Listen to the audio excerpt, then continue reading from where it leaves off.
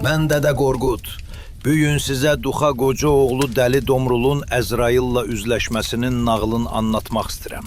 Oğuzların igidi Dəli Domrul, quru çayın üstündə tikdiyi körpüdən keçənlərdən 33 axça, çəkinib keçmək istəməyənlərdən isə 40 axça alırdı. Bunu niyə belə edirdi?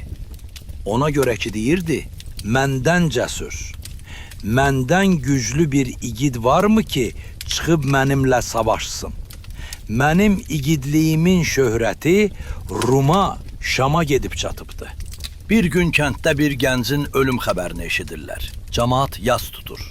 Dəli Domrul ölən gəncin canını kimin aldığını soruşur. Onlar Əzrail, al qanadlı mələk dedikdə, Dəli Domrul deyir, Əzrail dediyiniz nə kişidir ki, adamın canını alır? Ya qadir Tanrı, birliyin, varlığın xatirinə Əzraili mənim gözümə görsət, vuruşum, güləşim, döyüşüm, yaxşı igidlərin canını almasın. Dəli Domrul qayıdıb evinə gələrkən, Əzrail onun atının gözünə göründü. At ürkdü. Dəli Domrulu götürüb yerə vurdu. Əzrail ağ köksünün üstünə qondu. Dəli Domrula mırıldanırdı. Sonra onu boğmağa başladı.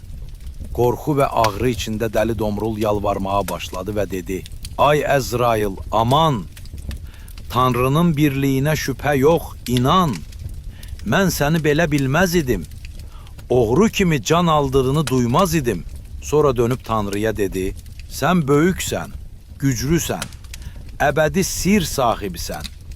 Canımı alsan, özün al. Qoyma Əzrail alsın.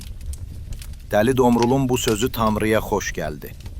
Əzraili çağırıb dedi ki, bu dəli mənim birliyimə şükr etdiyi üçün onun canı yerinə başqa bir can tap. Dəli Domrulun canını rahat bırax.